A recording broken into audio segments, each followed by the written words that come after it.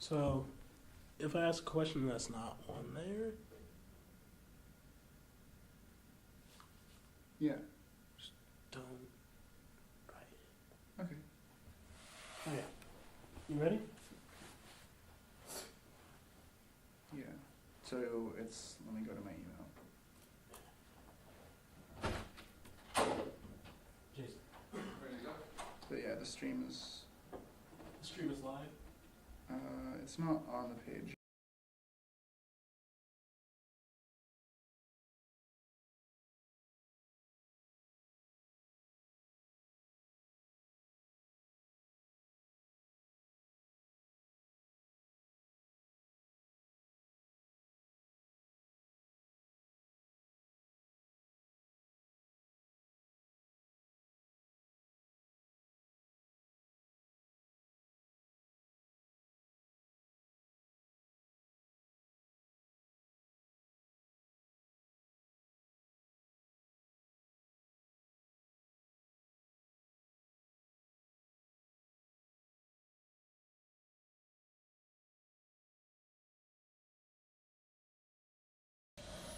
Okay.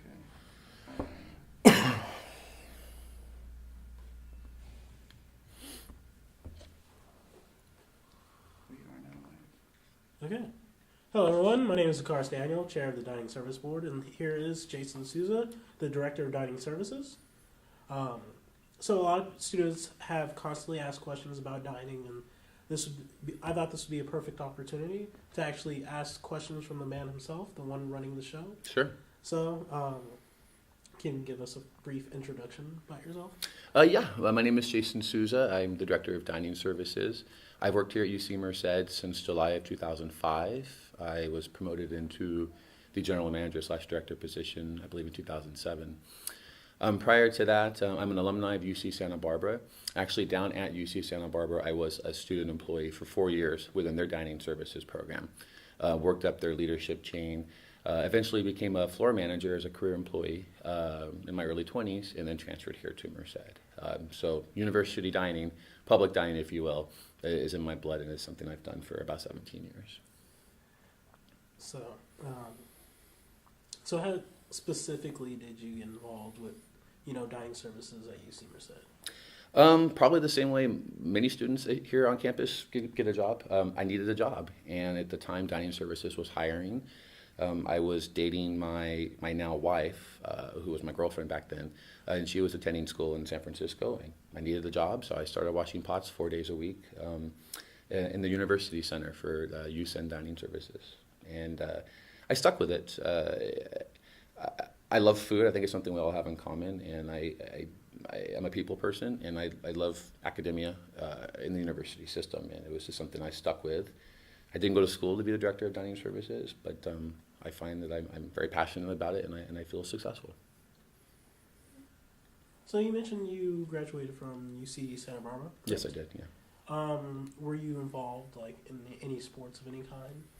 Yeah, mostly intramural sports. I mean, I attempted to redshirt in basketball my freshman year, but I majored in microbiology and got a minor in chemistry, and so I didn't have much time naturally to do sports. But I did do intramurals the entire time I was there, actually, both as a student and as a staff member. Basketball, obviously, probably the obvious one because I'm tall, but also soccer. Soccer? Mm-hmm. Were you the forward? No, I was a keeper. Wow. Wait, so you had a minor in chemistry? Yes, sir. Wow. So, do you have any plans on furthering career in the science? Probably not in the sciences directly. I mean, one thing I found working both as a student employee at UC Santa Barbara and also volunteering in a research lab, I did research in a gas phase ion chemistry, physical chemistry lab, if you will, was that science can be pretty cutthroat and can be a bit introverted of an industry. And I quickly discovered that I am more of an extrovert. I need to interact with people, and I get that experience being a manager, regardless of what that commodity is, whether it's food or, shampoo. So I just love the opportunity to work with students and work with people and, better people's experiences. That's why I'm here. Yeah. So you're here to basically serve all students. There you go. Yeah. Okay. as a former student of the system. So, how do you feel about the campus overall? You know, as it expands, like, how do you feel the direction of UC Merced, which direction UC Merced will take as it expands? Like, student-wide population, you know, just general thoughts on how the campus is going to expand. You know, I mean, I think if I had those answers, I would definitely be in a higher up position than this. I think it's safe to say that, you know, our campus has changed substantially over its inception. We started with 300 plus students. We're now at 20 times that. I think that's pretty clear. I think most folks know that the university is in the process of an RFQ process to try to get an idea of how much potential interest there is out there from the private sector to help fund the next phase of campus, public-private partnership, if you will. I think as a result of that, we will see some changes to long-term food service planning. You know, I think it's pretty obvious, for example, if you look at dining services right now, that our building's pretty overwhelmed. We're very taxed. Our building's not growing in size per se, but yet our populations and expectations of service are increasing. So I envision a UC Merced where the next phase of campus is keenly focused not only on academia, but on the student experience, how we're going to feed folks, recreational events, whatnot, what have you. I think that's an exciting opportunity. I think that having the potential for some private funding to come help maybe expedite the next phase of campus and allow us to phase it in a way that makes more sense, it's just going to bode well for everybody and you know, better the quality of the student experience. So I'm truthfully really excited to be part of it. Okay. Well, I'm going to start with a couple student questions. Sure. The first one, you know, I know personally myself that this isn't true, but Here we go. do you know, is Dining Services a privately owned company that has a contractual monopoly with the university? No, Dining Services is a self-funding operation. We're an auxiliary business, which means that we are UC employees, no different than Charles Neese or anybody else here on campus.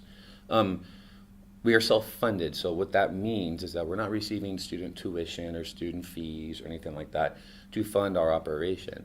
A large majority, if not a vast majority, of our revenue comes from the room and board contracts from students who decide to live on campus. The rest of our revenue comes from our retail sales, from our commuter students, our faculty and our staff, our catering, and other services that we provide. So no, we're completely self-funding. We pay a debt service. For the last 6 years, I believe, at the end of the year, after we count all of our revenue and count all expenses, we've been paying around $875,000 in addition off our bottom line to pay for the building, in essence, that you guys all come in, that we serve you out of. So we are a true self-funded business.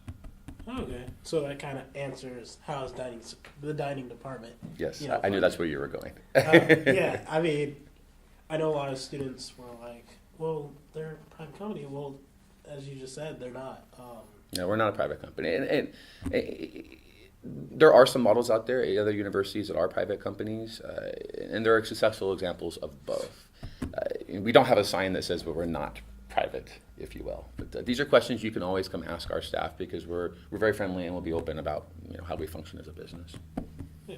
So another question. I know a lot of students kind of ask this, and you overall dining has kind of responded to this question by implementing the fork in the road, third-party vendors.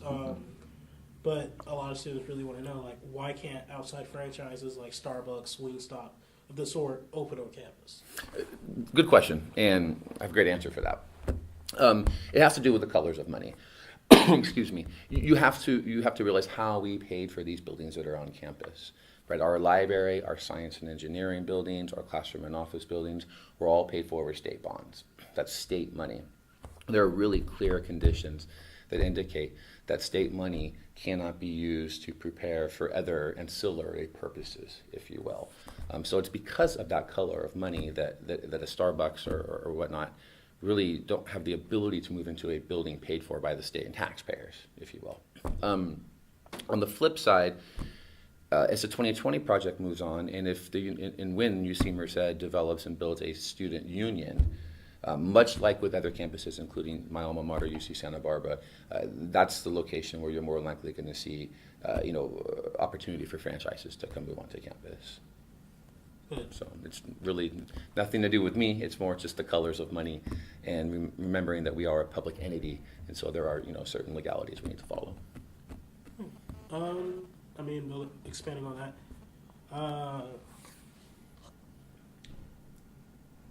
going on more towards the Forking Road. Mm-hmm. So how was the concept of like having third-party vendors like Sam's Cafe, Fusion, J&R's Taco? How was that implemented? Like, was that in response to students wanting more selection? No, I'd say quite honestly, it was our response to realizing that we were going to struggle continue to meeting the needs of the students as our campus grows in population, but our resources stay the same. Our building doesn't grow 10% when our population grows 10%, and that might sound, not to be, a jerk about it, but it is a reality to us. So every time the campus grows and our resources stay the same, that impacts our ability to produce and maintain at the same level that we were before. All the while, there are additional and constant demands on us to be better, to offer more, more new exciting things for our customers. So it's a challenge. Fork in the road, bringing these vendors out, was an opportunity for us to take a little bit of pressure off of us, the dining center, my staff, that is, show the campus community that, just because we're an island out here and I happen to run food service doesn't mean I'm trying to run a monopoly, by all means. The community relations are important to us too. And so when we looked at it, we really saw it as a win-win-win. We can support our community restaurants by bringing them to campus. We can expose our students and our in the campus population to these vendors, and it's going to help me save a little bit of money, take the pressure off my operation, and it's going to give these vendors an opportunity to make some money. So really, I didn't see anything bad about it. It's not ideal, and of course I wish I had the resources that I needed to provide everything in-house, because everybody wants to do things themselves properly and effectively. But that's just not our current reality right now with the campus in the phase it's in right now. So we're really proud of it. It's been a fantastic endeavor, and we've built some really good rapport with local restaurants. Yeah, going off of what you said about as the campus expansion, like as more student population increases, the actual resources you have stay the same. Correct. This really isn't a question, but this is really just like my own personal opinion, knowing that, as someone that works in the dining department, Mm-hmm. Seeing every year as the campus expands, that dining steps up and actually addresses the student increase while keeping everything basically the same. I wanted to commend dining. Well, thank you. We appreciate that. We work very hard to please our customers. We were not naive. We know in food service, food's something we all touch, that we're never going to hit 100% customer satisfaction. But we care, and my team consists of 40 career employees who do this for a living, and over 200 students like yourself, who are doing this not only as a means to make money as you get through college, but also as a life experience. I think there's value in noting, I'm very proud of our student employment program, and I believe you asked some questions about that too. Yes, I was actually I'm very proud of it, because when I started working in Santa Barbara when I was 18 years old, I had no intention of ever being a dining manager. If you would have told me that I would be the director of dining services at a major university, I would have said you're crazy.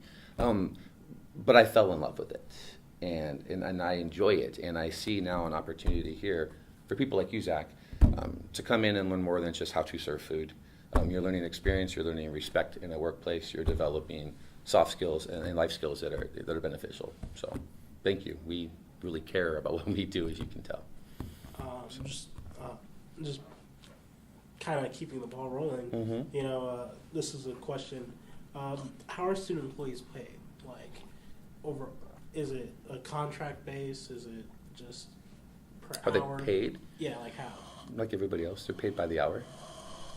And there are 4 different classifications of positions at this school that you guys know about, that are managed, if you will, by the Career Services Office, student assistants 1 through 4. So our positions are all classified depending on level of responsibility, which you know. We have associates who are entry-level folks that are learning the ins and outs of the operation. Then we have supervisor positions, folks that are responsible for the overall execution of a particular function with our business. We even have, I believe, 4 student managers right now who are, rubbing shoulders and elbows, if you will, with the career management team very frequently and learning really the front and the back end and all the components of what make us click. So. Building off that, when you say there's 4 student managers, how was that implemented to actually have a student employee work on the level and actually learn that skills? Was it more so to increase the amount to give back to students, or like to give them insight on the experience of actually operating dining? Or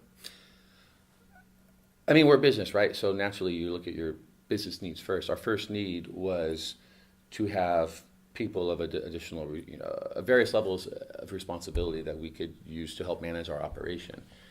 When we opened, for example, there were only 4 managers working. So how you function 7 days a week, 18 hours a day, amongst all of that becomes a bit cumbersome. I personally loved the experience I had at UCSB within their student employment program, and I permanently borrowed, if you will, their model when I moved here, when I came to UC Merced to work for dining, and I implemented that said model because I realized I was a product of that model in Santa Barbara, and I got a huge kick out of watching when I was in college my peers experiencing development myself, but now to be able to see it here and implement it from scratch, it's great. And I think if you come to, for example, our student employment appreciation event that we have scheduled for next Saturday, we're throwing a little party for you guys to celebrate our success with what we've done as a team. If you come out, you'll see there's a reason why turnover is low within dining services, and we have over 200 people on our team. It's because we value your experience. You're not just an employee to put soup in a bowl. We care about you as a human and your experiences here at UC Merced. Building off of having over 200 student employees, the current director of student activities, he's told me that no matter what type of event you throw, you can only serve so many people. Like, only a certain amount of people happy. You will always have people unhappy. So in regards to student employees, some employees actually ask some questions like, why don't students get free lunch when they work more than 4 hours and rather a free drink? It's a good question. Food service is one of those industries where there's almost like this unspoken assumption that part of the benefit of working within it is the consumption of the product that you're selling, right? That costs money. That's resources that are being consumed. Part of the reason why there's been a push for this was because when we first opened in 2005, we had a couple hundred students on campus, right? We had a need to hire so many to get the operation up and running, and there was a small pool of students that were available. And at that time, businesses were unique, including us, with how do we get people to come on board. So for the first year, I offered, I believe, a meal a week to my student employees. As we grew, and naturally as the pool of applicants grew larger, right, that was a resource we eventually realized we couldn't afford and that we no longer had to offer. I think what complicates things is that all of the union staff, all of my career employees who work for me, are all given access to meals because it's part of their union contract with their union. So we are required to feed them. And I think that can send a message at times to to students that you're not valued or this and that, but that's not the case at all. It's just the fact that our business can't sustain that. If I fed you all, I'd have to pass all that cost back on to you and your peers because we just don't have that margin to give away, if that makes sense. So being able to get a free beverage and this and that is kind of our way of saying, here you go. But we can't afford it, quite honestly. And that's a privilege that some people offer, but it's by all means not a right. Yeah, I mean, I understand, me, myself, I worked at an advertising company, seeing the actual budget and everything. It takes a toll, given, liberties. I remember we paid for our employees' gas mileage for a while until we actually had to downsize on that because it was is creating too much revenue, as people like saying it, you can't have good things because people will abuse it. So I can only speculate that that was partly the reason why. No, it's not abuse. It's the cost, right? We have 200 employees. Let's say so that's say on average 3 shifts a week. That's 600 employees, 600 meals, if you will. Time at average at $600. You're looking at almost $4,000 a week to feed your employees. Times 4, $16,000 times 9 months, right? We're looking at, I'm not doing the math in my head, $130,000+. So you have to look at the pros and the cons and the trades of things. I mean, it'd be nice if recreation could give all of their athletes or all their employees free services, free this, free that across the board. But even at some point, that will change for them because eventually you have to look at what the needs of the business are and how you're going to sustain. So. Going back into the whole pay thing, you really answered a lot about the whole compensation for work and whatnot. This actually was recently brought to my attention. When student workers, work overtime, because there might be an not really unfortunate, a student might pick up another shift on the same day, so they'll work double shifts, and they're not really supposed to go out over 8 hours in a day. What happens if they do go over that 8 hours? Are they paid overtime, or? If a student goes over 8 hours, they're paid according to what California's labor laws are. And forgive me, I didn't come prepared with all of them on the top of my head, but if I remember correctly, you don't qualify for overtime for time and a half, if you will, until after you've worked 40 hours in a week, right? And students are generally part-time. So in the event that you worked 10 hours, which is, I think, pretty rare. We try not to schedule students for doubles unless you ask for it. Yeah. Some students have Monday, Wednesday, Friday class. I can only work Tuesday, Thursday. Give me 2 8-hour shifts, if you will. But in the event you were to go over, you would be paid for those hours that you work. I mean, that's the law. We would never, depart from that. So, building on that, so a lot of students that work there, they really, since it is a part-time job, there is a maximum hours you can work a week. I believe it was 20. 20 is the max. We try 18 hours is generally par for the course on campus. That's about the most on average that the student generally works. So, just like to clarify, like it's the 18 just to keep it safe so they don't go over the 40-hour mark? It's because you guys are part-time and these aren't full-time jobs, right? You're here to be a student. You're not here to work 40 hours a week for us. And so the university understands that naturally. And because of that and probably a variety of other issues I honestly don't know about, since I was a student at UC Santa Barbara, 20 hours was the maximum. I would work 20 hours as often as I could. But I couldn't work anymore, and I understood it because that was the way things were set up. And that gave me the time to focus on my academic life as well. So I'm really just saying this just to get it out there to all the student employees. Like the 20-hour maximum is just because it's a part-time job. Being a student comes first. It is a part-time job, correct? Yeah. No students work 40 hours. During the summer, you can, right? If you notice when the summer comes or when you're not in class during breaks, you're allowed to work 40 hours. And when we have work available, which is not frequently because we have a lot of union staff that can work for us in the during the low periods of the year. When we do have that work available, we give it to our students. Yeah. This is actually because I know like every year a good number of students graduate. This was actually a question from me. Are there opportunities for students who rose up to ranks to like lead supervisor positions to potentially get like an internship at dining once they graduate? Internship. I mean, we haven't played much with internships yet.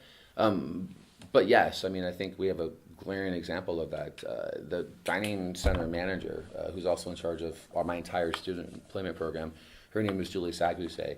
She's an alumni who worked for dining services for 4 years. She was actually the 5th student I hired back in 2005.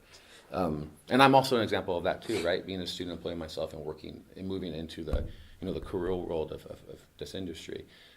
There are those opportunities, right? But those come and develop throughout the experience. I mean, there's probably a few students here that can use Merced to be a chef, or you would be at, the the CIA or something like that, learning how to, be classically French trained or what have you.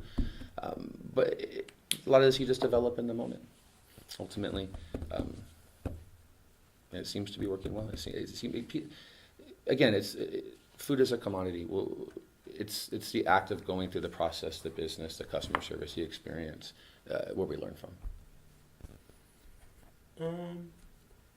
This is just another question from a student. It's not for me. Like, this is going to be like the last student employee question, because I realize a lot of it can't actually be just geared towards student employees. It's the whole operation. Sure. Yeah. That's why we're here. We have questions from the whole campus, specifically for dining, not just student employees. Absolutely, yeah. That's fine. As the last question, are the working conditions for the students adequate? If so, why are there certain students complaining? Well, actually, let me answer that last part. I know from experience that sometimes it gets so packed that, we have to deal with a lot, and then the career workers have to deal with a lot. So there's only so much everyone else can do before it gets kind of not dangerous, but really... We're congested. It's not dangerous. It's a congested environment. Are working conditions adequate? Yeah, they're more than adequate. And it's a broad statement to have to answer, quite honestly. But yeah, I mean, we're busy. It's part of what food service is. There is the excitement and the hustle and the bustle. There are times when you have to really step it up and work in a gear that you're not generally used to, but that's the job. And yes, that becomes compounded when your building gets busier and busier. But by all means, we're not in an unsafe environment where they track history of people getting hurt left and right. We take all that stuff quite seriously. We work pretty intimately with risk management on campus to prevent that kind of stuff. So, hope that answers your question. Okay. Oh yeah, I mean, honestly, I know from experience that the working conditions. Anytime something new gets implemented, any problems that arise gets righted right away. Sure. So it does show that dining does care about the students. It's just, as I said, not you can only make a certain amount of people happy. Not everyone's going to be happy. So there will be the few. You're never going to make everyone happy. And if you had that as a goal, you're not going to last long in this industry. And that's a valid point. The key, our focus isn't to make everybody happy. Our focus is to remind everybody that we listen and that we care. And how you choose to use that information, or whether you believe us, or how to integrate and use our services, is up to you. But we're realistic, right?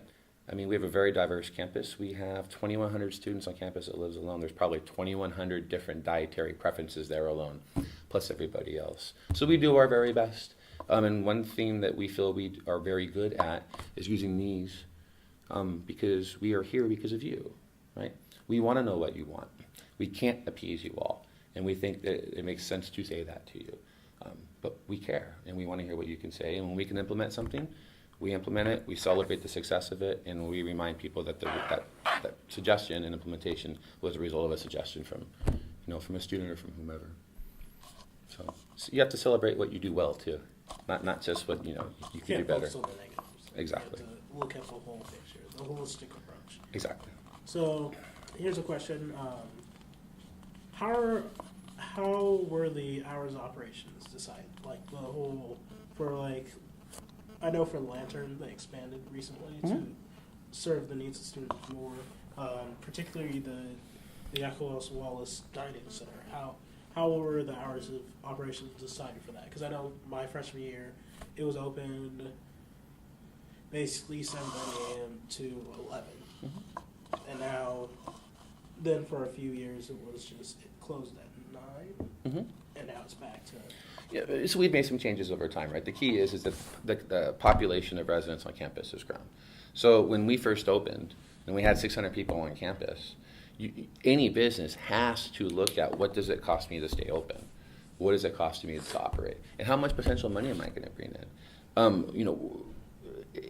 We're here to provide service, but we also have to be able to do that in a way that makes sense. So we can't stay open and lose a ton of money if there's no value in being open during that period of time.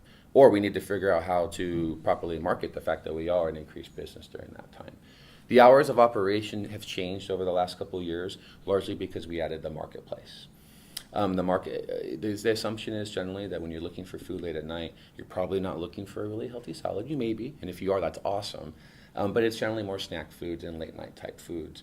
I recognize as well that the marketplace offers a little bit of all of that. Offers a little bit of the healthy, offers a little bit of the feel good food, the comfort food, and being that the Half Dome and the Summits community, if you will, was in the process of being built, and we had a concentration of residents there. We just felt it made sense to open that up, because we can run that at a much less expense. We can keep it open later, and we believed it would serve more students, and in the end, it did.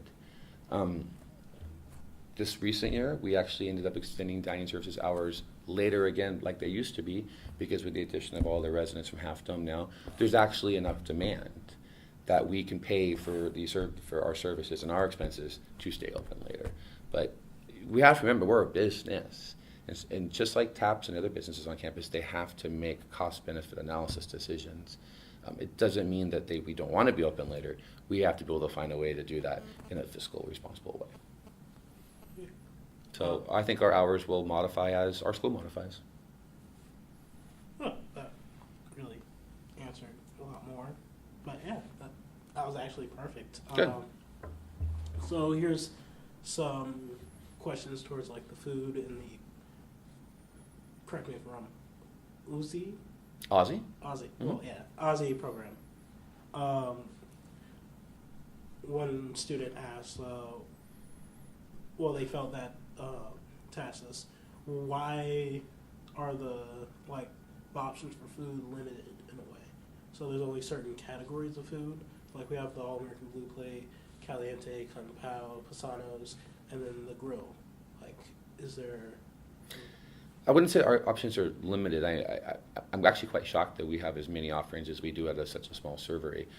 But the servery was originally built, and wasn't built by me, for a platform type dining concept. So it kind of looks, and forgive me for making the comparison, like a food court at a mall in that regard, right? Even though we're very different businesses naturally, you're getting very defined functions and service. You're getting a sandwich, you're getting your rice bowl, whatever it is. But I think that was the original thinking around our dining center. But we feel we do we diversify our menu a lot, and particularly on Blue Plates. And Blue Plate is the one station we have that's more comfort. It's more that comfort mom and pop foods like we grew up eating. And that gives us a chance to be very regional and specific with what we offer there. I think you saw last year we had 25 theme meals, I believe it was, on Blue Plates, highlighting different types of food from all over the world, different types of cuisine. And we're fortunate enough to be able to do that because we have a fantastic executive chef who has been with us since 2004, who has this skill set and this desire to put new things in front of our customers. Again, education does not stop when you leave the classroom. Education is part of your entire experience here. And that includes us introducing you to some new foods that you may not know what it is, but end up loving and promoting from that point forward, especially if it's healthy stuff. Okay. So here's one of the very few student-asked Aussie questions. A student asks, when I use an Aussie, how do I get $5 back to my CAT card? Obviously, they didn't hear about the changes to Aussie. Well, that program ended 18 months ago. So the original idea with the Aussie program, right, was that we would purchase these containers, these green containers that can be reused multiple times, instead of buying compostable containers that they're single use, so you're throwing away after every meal, right? The original mechanism that we built, we felt that we would want to remind the customer up front that they're borrowing something of ours that has a value associated with it. So we refer to it as a pinch, if you will, like, oh, here's a little pinch on the wrist. We're going to hold $5 on your account, and once you return your container through one of the Aussie machines, the system will automatically credit back your $5. That worked in a lot of ways. At the same time, it made accounting a little more difficult than we wanted to do, if you will. So we changed the system, working with Abraham Sereno, who is a brilliant programmer and also the associate director of CatCard. We were able to build the inverse of that system, a notification system, if you will. So instead of paying $5 up front, you don't pay $5 up front. You come through line, Zach, you know how it is. We swipe your card, and every 12 hours to 24 hours, depending on the parameters that we set up and change occasionally, depending on the return rate, you'll receive an email that says, hey, come return your container. If you don't return your container within a 3-day loan period of time, the assumption is you're not going to return it. You may have thrown it away. But either way, we have to recoup the expense of what you, in essence, did not return to us. And at that point, you would be charged $5. So I don't want to charge people for containers. I want people to use the containers the way the program was meant to be. The whole point of this was to reduce waste. It was a bold decision, I would argue, for us to make, but it got us all kinds of regional and national press for being the first west of the Mississippi to do anything like this and integrate it with meal cards. So we're really proud of it, much like any new system, and has a few hiccups that we, iron out as new versions of the program roll out. But we're very proud of it. It'll be one of my legacies here, hopefully. What would be, for the current system, I do have a question. How does that apply to off-campus residents that check out Aussie? It works no differently as long as they use your CAT card. And so really the way the Aussie works, and again, what makes this unique is that we're trying to serve everybody. We're trying to serve the on-campus resident with a meal plan. We're trying to serve the commuter student who pays with CAT card, or the commuter student that pays cash, or the faculty staff member. The key to this version of the Aussie program is that your CAT card is the way that our system identifies who you are, right? And if you don't have your CAT card, if you're just going to come up and pay cash for your meal with a container, you would have to buy an Aussie container and then return it to us for a refund. Again, the beauty of this is that most everybody on this campus has their CAT cards. And so that way we can all take advantage of the program in the very same way. Here's another question. I know in the Southern Marketplace, excuse me, I'm kind of getting sick again. I'm going to take a step out so you can answer the question while I grab something. I know in the Southern Marketplace it implemented a gluten-free selection. Would that be eventually expanded to the Echoes Wallace Dining Center as well as the Lantern? Are there operations? Yeah. We're working on that right now. The thing is that we already have gluten-free options in the dining center and at the Lantern too. The one area where we have the most opportunity to improve is the marketing and putting that information in front of you to let you know that we have these things. Andrew Carlson, one of our student managers at the marketplace, himself has a gluten allergy and came up with the idea of, you know what, we just need a real cool, catchy, modern way to get people's attention that this section exists. And by virtue of doing that, it will become incredibly popular. And he was correct. We found some cute, unique graphics and way to point out gluten-free items. We moved them all to one location, and it's since been very popular. So it gives us that opportunity to build further on that. Cool. So I'll take over the questions until he gets back. Thanks. Another one on this list is, why is there a very limited variety for vegetarian dining options? Again, I don't think there is. I think we have quite a few different options. Part of what makes our facility unique but also challenging at the same time is having stations set up the way we are. We have implemented and developed processes, including a ramekin bowl this year, that actually will allow a customer to go and, in essence, nitpick from a couple different stations. For example, I'd like to get some brown rice with some tofu from Compal, but I want to put a bunch of salad on top of it. How do I do that? A lot of what we do is letting people know what we have and how they can put things together, asking questions. Again, I don't want my building to look like the alphabet threw up all over it with signage everywhere for everything, but we are trying to be better at finding ways to make it easier for you guys to identify what your options are. Vegetarians are generally 10% of the population. I feel like we have much more than 10% of our food would classify as vegan or vegetarian, and we're open for suggestions too on how we can do better with that. Here's more of a preference question from the student. Can the dining commons serve salmon as much as it serves the other types of fish? Salmon? Yeah. Yeah, I mean, I know we serve salmon. We try to rotate fish in and out. We're trying to order everything we can from the seafood, Monterey Bay Seafood Sustainability Watch, so it's sustainable seafood. And then we have to look at price. we have to remember that, what I tell folks is that for every dollar we spend, it costs us 40 cents for that food, right?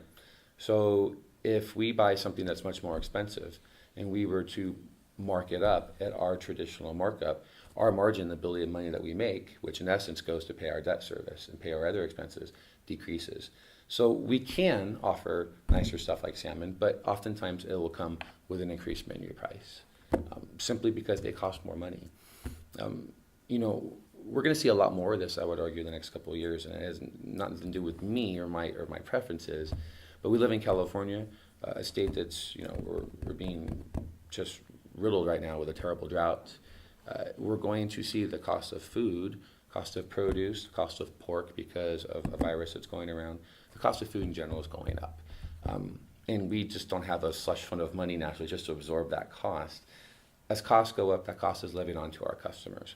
Our goal is to manage that process as transparent and as realistically as possible as we can. So, and part of that is communicating with you guys, or with our customers, what we're doing. So if we're going to start charging more for lettuce because our cost has gone up 80%, we need to find the means to get that information to you via a sign or something, an email, whatever it is, so you know what's going on. We feel like if we communicate why things change in our environment, you're more likely to understand why. That's completely understandable. Business is business. It's business, sir. We're no different. Oh yeah, this is the question towards the Aussie program. I know that the whole point of the Aussie program is to cut back on actual waste and whatnot. I know due to California Health Code and whatnot on food, like that's been out for a while. It gets composted. How was the compost program implemented into, like, let's say, the dining commons? How was it implemented? Yeah. The first 4 years that we opened, when we were really small, we had a tiny little compost pile that we largely just managed ourselves. And then when we had finished product, which was never a ton, maybe a couple cubic feet of compost, we would work that back into our herb garden, which is in the back of the Abacoff Wallace Dining Center. The program has since expanded quite a bit. I mean, composting is I would argue, a pretty common sustainable practice now. We're specifically doing pre-consumer and post-consumer composting. We work with Matt Hirota, and he's the recycling manager, I believe, for facilities. And there are a team of students who come and pick up our green cans. They take them out literally on a daily basis, take them out to the compost pile. They manage that compost pile, and they return those bins for us. The goal is to eventually complete that loop completely and take the generated compost and put that back into our herb beds, grow herbs, grow flowers, which we were generally using for decor and vases, not so much in our food. There are some restrictions we'd have to get around in order to be able to grow tomatoes in our back garden, for example, and then and then feed that to you. But the goal is to complete the cycle. We thought we could start that by composting, bringing that compost back, working that into our gardens as the first step. Let's see. Just to kind of go back to the compost. So, well, no, actually, that's a question for Matt himself for the whole compost, the actual plasmas project. Yeah, the plasma project, and then the process on how we're composting, whether it's with enzymes or whatnot, they're all going to be Matt questions. Yeah, he's a resident expert for that. Yeah, I just wanted to kind of make that clear because some individuals were under the assumption that dining was kind of like the spearhead for that project. No, we're the customer, right? Because we happen to be generating the waste. That's the key. Matt's team is managing that process and that waste for us, which we need because we're busy cooking food, not managing waste per se. Here's kind of like a transition into summer. How's operation for summer when it comes to like the whole dining department? How do we work? Yeah. So summer's a very different animal for us, right? We go from a $40,000 a day business to about a $4,000 a day business. As a result of that, a lot of our employees go out on furlough, which means they were hired understanding that they may not have work during parts of the summer because there is no volume. Summer conferences have been slow to, form a consistent tradition here on this campus. And the amount of residents who live on campus, we have a lot of opportunity to grow that number too. And we're doing a couple of things this year to try to get that going. But with the summer, you're seeing limited options, right? Because we have to figure out, with all of our operating expenses, many of them static, that we just can't forget about for a month when we don't have much business, how do we survive? And you see that by virtue of, for example, when you walk into the Yabacoff Wallace Dining Center, we won't have every single station open in the summer. Well, we can't do that if we're only going to make $1,200 in revenue for that day, right? Because that will barely cover the labor. We would actually end up operating and spending money to feed you. So we only open a couple stations. The fork in the road carts, if you will, not the third-party vendors, but those carts, were a solution to that as well.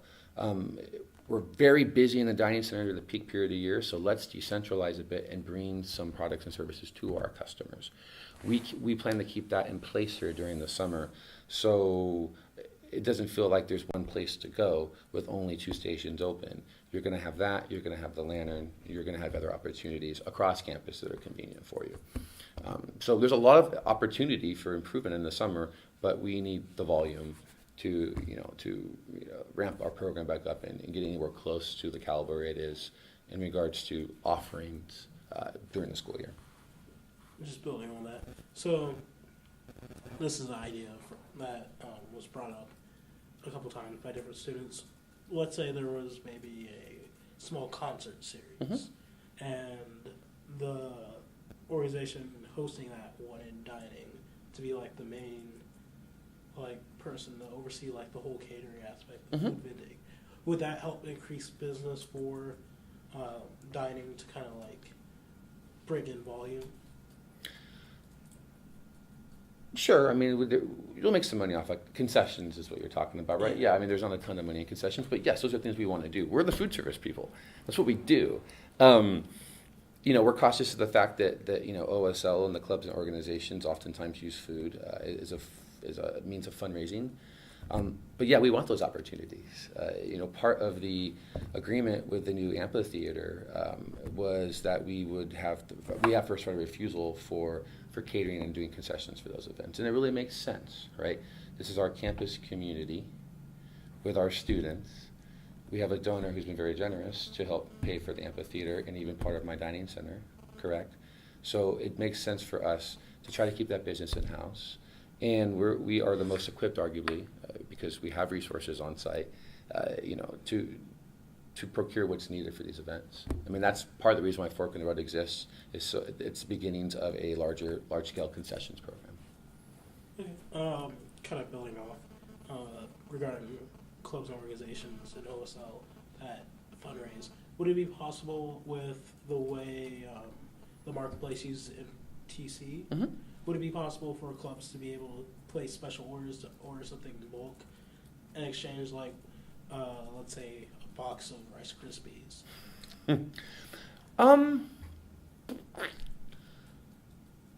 I don't know. We could talk about that. We'd have to, just remember that everything we buy, right? You have to make a profit. Well, and not that I want to make here's the thing. Everything we buy has an assumed margin. So like I said earlier, if I buy something, the marketplace let me rephrase it. If I'm going to sell something at the marketplace for $1, it might cost me 60 cents. So you get to the point where you look at what's called your cost of goods, right? And your cost of goods is how much should I spend on goods To sell. over how much money did I bring in selling those goods, right? And that generally runs at a percentage. So if I sell a bunch of things to you guys at my very same cost, correct? In essence, I'm artificially inflating the overall cost of my operation because I'm not making revenue off of that.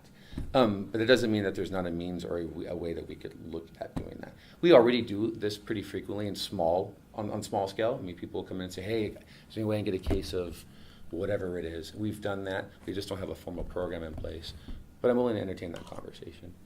And it might be something that at some point we might have the opportunity to introduce some language maybe into an RFP, which is a request for proposals.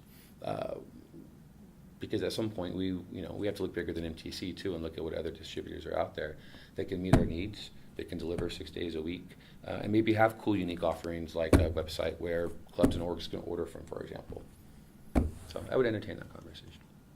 Okay, because I know a lot of clubs, not a lot of clubs actually, have the knowledge to go out and find organizations to like fundraise or talk to other organizations. So since dining is actually on site, it'd be better for them to go to something on site and work with them to raise money in such a way where the cost is good. It makes sense, right? We have to look at process and space and means and resources and everything else, just like everything that we do. Yeah. But it's a good suggestion. Transitioning back, sorry, it's a bit tangent. Will there be pizza over summer? Yes, but not all the time, right? Again, you have to look at the summer. I have 6 stations, right? We automatically leave the salad bar and the deli bar open because that's healthy options, and those are go-to common lunch things. We then look at our other stations, and we look at what's popular, and it's probably no shock to you. But our most popular station by a mile is... Caliente. Oh? You think it's Caliente? I think it's Caliente. I think it's tied with the grill, right? Caliente and the grill are really, really, really... They're just our most popular stations that we have. And so I don't want everybody who's willing to come and enjoy our limited dining experience during the summer to have to look at the same 2 stations all the time. So you'll notice rotation, and you'll notice weekly rotation, where one week we'll have pizzas and salads and blue plate open. The next week we might have salads and panini sandwiches and Caliente. Different rotation the following week. And again, that is just, quite honestly, to try to maintain some perspective of variety, in particularly for those folks who are dining with us daily. And, building upon that, this is kind of a question for me. I'm pretty sure you realize this. Can we get snow cones over the summer? It gets really hot, as everyone loves. We get 90-degree weather, hundreds. Yeah, I know sometimes dining offers ice cream and whatnot, and I know that during summer, the For Real machine that's in the marketplace gets moved over to the Correct. dining commons. So, I mean, I can tell you that having a snow cone machine in the dining center near it's not terribly high on my priority list. This is something we can do as a special here and there, right? And particularly even for special events, if there's something going on, a small concert series, if you have requests like this, we can procure this stuff. But again, I have to look at, the cost of goods. the cost. Well, what am I offering, and what's the value of that too? I try to do that as well. The snow cone is a nice little treat. Don't get me wrong, but I don't want it to be a daily staple either because it's water and a bunch of sugar, right? I'll see if we can throw that out there as an occasional fun thing. I know that Taps did this a couple times, I believe, in the fall for a couple of promotions they had. They were giving out free snow cones, but I doubt you're going to see it as a staple on our menu, at least anytime soon. Certainly a good way for your clubs and organizations to fundraise, though, because snow cones are a non-perishable product. That would be safe to serve. Okay. Just to wrap things up, just want to ask. Sad face. I just wanted to wrap things up with a few questions on that overall expansion of dining. So what do you see in the future for dining overall? I see us growing. I see us being, intentful and purposeful with how we plan for the future. I think it's probably no surprise. It was a lot of effort to open a campus. Not only from a dining perspective, but clearly obvious, opening an entire university. So as things change, like I've mentioned, there's going to be changes to services and functions. I don't know where the 2020 project is going to take us, but what I can tell you is that the 2020 project, the result of that will be better services and resources for our students. What those entities are, whether it is a Panda Express or a Starbucks like you were talking about earlier, it's to be determined. But we do know we have some pretty obvious needs. For example, when we move forward with building additional housing on campus, it's already kind of the universal rule of thumb right now that must come with an additional dining center in one way, shape, or form. Because we are already at our service capacity, arguably the dining center. And if we tried to add 600 or 1,000 new residents to the current dining facility, it would just significantly decrease the quality of the experience that you and everybody else have, right? And you can only put so many sardines in a can before the can bulges. And none of those sardines are going to be happy with no space, and pardon my metaphor, but we're in that same situation. So I see us growing. I see us being very intentful and deliberate with how we grow, but working in unison with with the folks that are managing the 2020 project. Just the penultimate question. So, given that reasoning, will there ever be like a second lantern type operation? Yeah. Again, as we add buildings on campus, right, we need to think about the service that accommodates those buildings, not only the food service, but the way you deliver to those buildings, your custodial services, parking, whatever it is, what have you. There will be, but again, these are. It takes years to plan buildings. It takes probably years prior to that to establish bonds, this and that, and we have to be really careful with how we do what we do. I'll give you a good example, right? The Lantern Cafe is located in the library. That cafe is an afterthought. It was not in the original plans that there was going to be a cafe there. The Lantern Cafe actually has no plumbed-in water and no drain. All of our water is pumped out of bins that we fill up every single day. We clean, sanitize, and fill up. And all of our wastewater from the espresso machine or whatnot goes in the waste bins that are cleaned and dumped every day. That's a good example of how we've had to be reactionary and operate not in an idealistic way in order to provide service.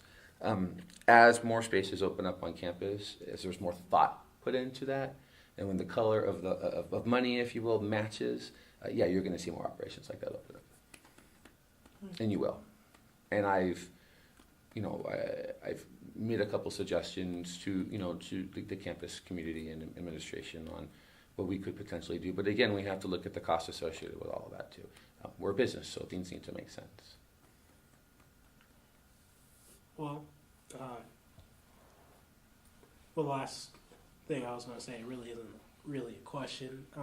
I wanted to actually thank you for taking time out of your busy schedule to actually come sit down and answer a few questions from the student population. You're welcome. I also wanted to thank, dining overall, because I know it's given me a lot of opportunities as a student employee as well as someone looking in from like having a previous business background, looking how it operates and whatnot, and gaining new insights. Good. I really wanted to thank Authentic Media for actually taking time out their day to film this. But I just wanted to really give all the students like something they really wanted answered. Like, not all these questions were, not all questions asked were actually asked from them. It was kind of like questions from my team and whatnot. There's like 5 people working on the dining services board. I'm kind of the face man, if you would say. I know this, yes. But overall, it's really something to see, with this campus the way it is. It's really hard to catch, the director of anything. Like, if let's say you go to UCLA and you want to talk to their dining director, it's near impossible to get an actual interview with them. But to actually have the opportunity to interview you, it's kind of like a gift within itself. Really, well, thank you. It lets me appreciate UC Merced even more because not everyone has that ability to go and talk to the people in charge of the entire operation instead of just manager. Well, I mean, it's my pleasure. I want to share information about our operation. We want people to know our plights and how we function. So thank you. I mean, I appreciate it, and we're friendly folks. I mean, I think if anybody who's in our dining center, I implore you next time you come by to look at my employees, and you will see that most all of them are smiling. We're here for you. We want to hear your feedback. We want it constructively, of course, right? Yeah. And part of the reason why I'm willing to come and do this stuff is because we all are small campus, and I love that ability to connect with my customers in a way that's not separated by layers and layers and layers of management, this and that. But we want positive suggestions. We want people to come and tell us what we're good at. We want people to come and tell us how we can improve. There are many ways to give us feedback. You can ask us in person. You can send us emails. All of our email addresses are on our dining services webpage under Meet the Team, MEAT. That's one of our ways that we're punny. But you can pretty much reach out to any of us, including the chef, and ask questions. You're right. You don't get that at larger campuses, maybe like at UCLA. But we care about your experience, and we implore you to share your feedback with us. We appreciate your role as the liaison on the dining advisory board. Board, just no advisory. Advisory dining board. Sorry. It's just the dining services board. Like one of the things when the roles get when I was appointed to the role, I thought about I don't know how they would feel if there was just a board that's like, oh yeah, we're supposed to advise you. The purpose of the dining service board, a lot of people don't know this, is actually to work with dining, to help them get the message out. We know that dining's here for students and here's for all students. We don't want to advise them. We want to, bridge the gap. And I think you probably do. You're doing both, right? Because by virtue of going out and echoing our message, by giving me this opportunity, you're helping advise our customers on how we function. What's true, what's not true, the myths, all that other stuff. It's a nice conduit and opportunity to speak at large with our customer base. So thanks to you and your team. But I know you're really busy and it's hit that mark, so I wanted to thank you. Well, thank you so much. I appreciate it. Thank you, Jason. Thank you, Alex. Have a good day, everybody. Thank you. You're welcome. You're going to send me that live so I can